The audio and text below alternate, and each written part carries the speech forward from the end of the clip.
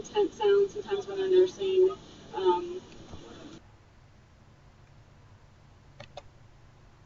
Five, Taishan is now in China. And Bao Bao, the female, was born August 23rd. Do the math. Bao Bao is going to be 2 years old tomorrow. What a coincidence. So Mei Xiang was artificially inseminated last April with semen from two males, not just Tian Tian, but also from a giant panda living in China named Hui Hui. And we're going to conduct a paternity test in the future. And this is the first and only giant panda cub born in the United States this year. To tell you more about this birth and what it means to us and how it worked, I'm proud to introduce our chief veterinarian, Dr. Don Neifer. Don.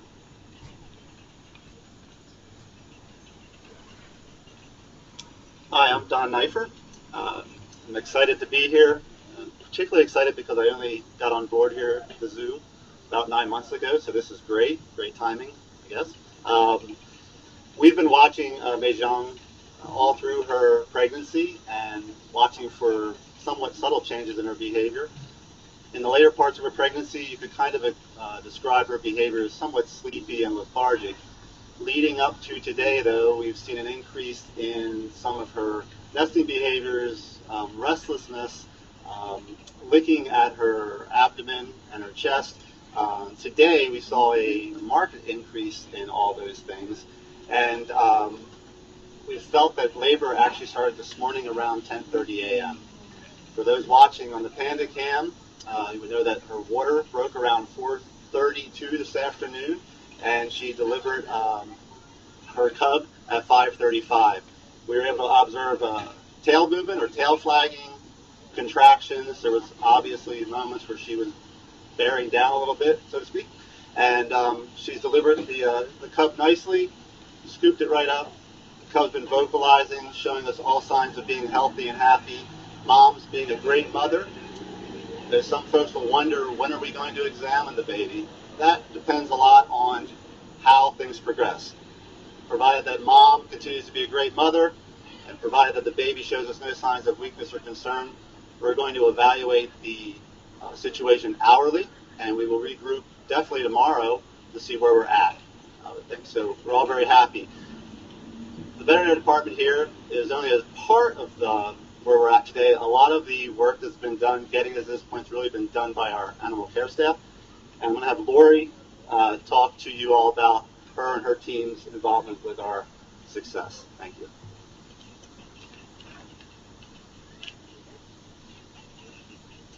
Hello everyone, I'm Laurie Thompson, and as you all know, it's been a very exciting week here around the Panda House with the ultrasound picture and now of course with our birth.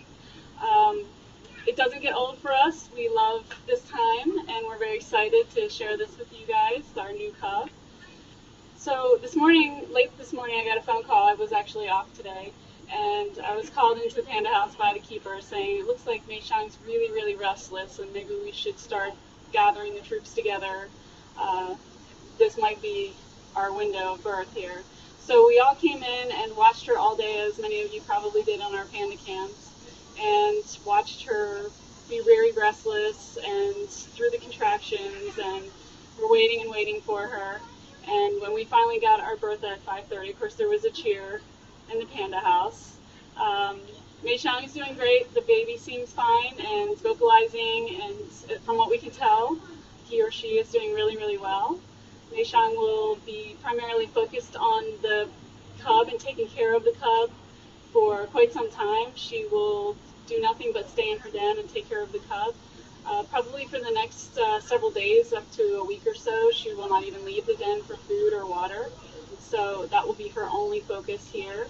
And everyone, we all watch on the same cams that you guys do, so thank you, Ford, for our great Panda cams that we have, our high definition cameras, and we will be watching just like everyone else. I know that the webcams are crashing because everybody wants to see them, but you can also see them on the Zoo app and on Twitter on our, sorry about that, on Twitter we have hashtag Panda Story.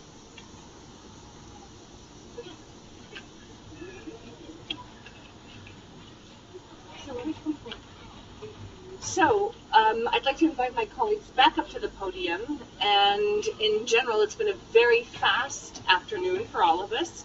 As you can tell, we've summarized for you what has happened.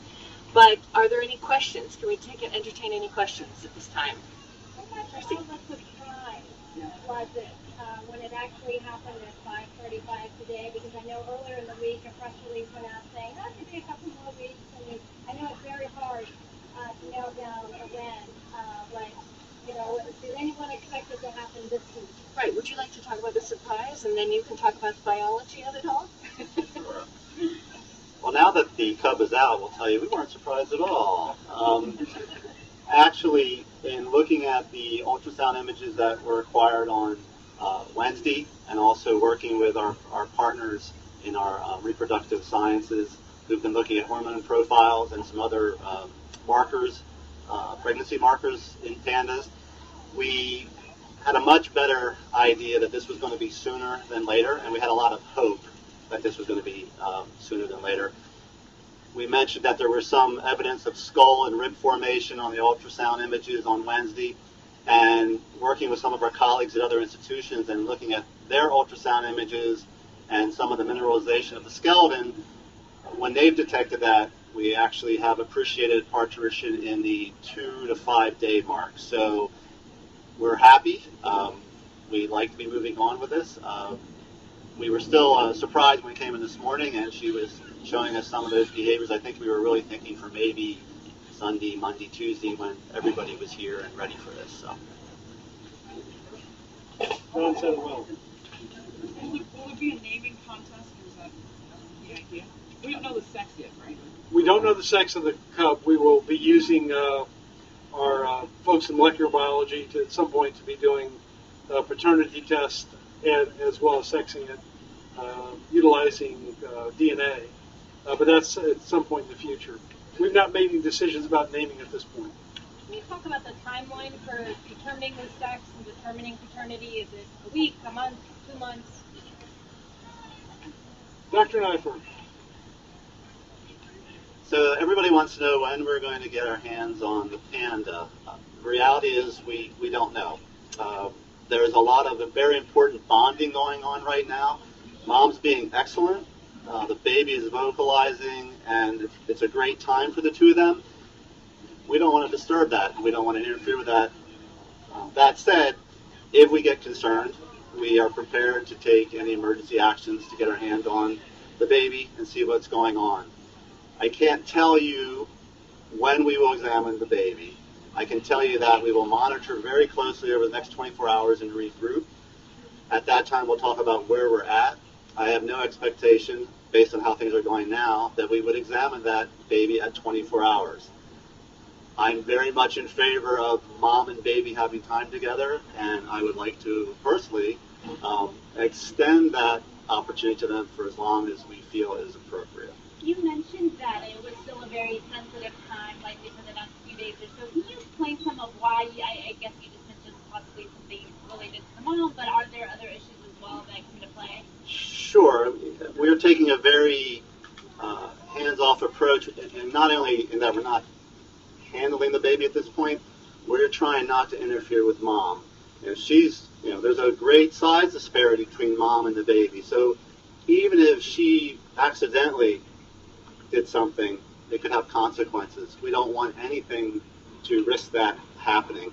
As you've seen, the baby comes out, doesn't quite look like a panda or much of anything right now, and so not much of a fur coat, eyes aren't open, really could not do well for long periods of time off mom. So we don't want to risk anything that could occur there. Baby looks great. If the baby stops vocalizing, if the baby looks weak, suggesting there's an issue with the baby, we would intervene. If for some reason mom, who's been shown to be a great mother, for some reason puts the baby down, doesn't show too much attention, we're going to have to intervene. We don't know whether that would mean mom's having some issues post-delivery or whether the baby's having some issues.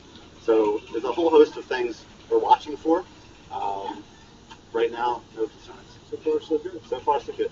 Going back to labor and delivery, was there anything unusual for this cub's case compared to the last two cubs that you had? I'm going to let somebody with a vast amount of experience answer that one. think there was anything striking. It seemed like she was a little more uncomfortable with this delivery. If you were watching, she was definitely doing a little more vocalizing this time, and all mothers out there can sort of sympathize with her. But as always, Mei Shang knows what she's doing, so we just have to wait her out, and everything went fine. And was this delivery actually faster than the last two? I know her water broke at 4:30. Baby was out at 5. Her cub was out at 5:35. I mean, that seems pretty fast. That was faster than with Bao Bao. It was 2 hours with Bao Bao, so it was a little faster this time. Can you see what the timeline will be for determining the paternity? And in your world, you know, what does it matter who the father is? I mean, is this bragging rights, or, you know, what does it matter who the father is, or does that matter in terms of, you know, further research, in terms of getting that good match and continuing this breed? In terms of determining paternity, when we can safely get blood, which could be weeks from now, that would be when we would determine it. In terms of who the father is, that really, it doesn't matter at this point because the decision was made that we were going to use sperm from both Tian Tian and Wei Wei. Wei Wei is a very genetically important animal, but all the giant pandas in the world are important at this point because there's so few. So we are going to study this to see, you know, what was the effect of mixing two animal sperm artificially and see if that had any effect. But it's more of interest at this point. We have made a decision to see whose sperm would prevail, Tian Tian's or Wei Wei's. Tian's was a little fresher than Wei Wei's. Wei's was frozen, brought over from China. So we'll see. Is that the first time that both were used? No, we had used frozen sperm from San Diego when Bao Bao was born, but Tian Tian's sperm prevailed, and he was the dad. Lori, can you talk about some of the noises that you're hearing from the cub? Sure, so you're going to hear two basic types of noises from the cub. You're going to hear like a high-pitched squeal sound, and that's generally just a sound to get mom's attention. I'm not comfortable, or I need something, I'm hungry. And then you're going to hear you may hear some grunting noises. That's more of a content sound sometimes when they're nursing.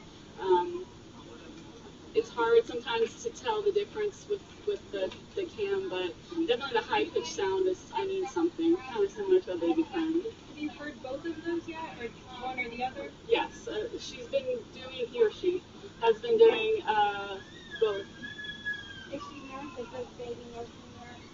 We cannot tell for sure if the baby's nursing because the mom kind of tucks the baby under her arm, and it's very hard to see. We're only getting glimpses of the cub when she's repositioning.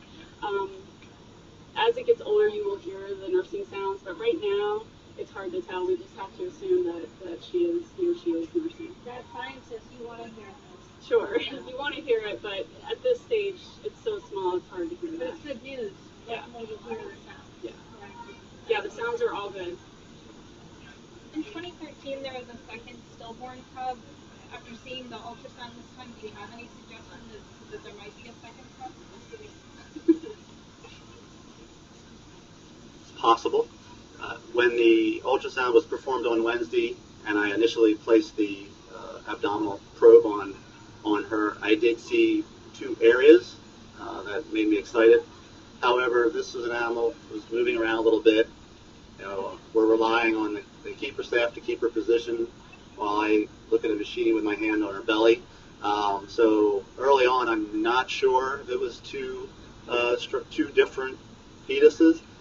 Moving the probe and finding a very well-developed fetus that we did, if there was something else, it did not appear to be formed. My guess is that it was not another fetus. It was not a fetus that was in the process of being resorbed. We really won't know until she starts to evacuate the contents of her uterus.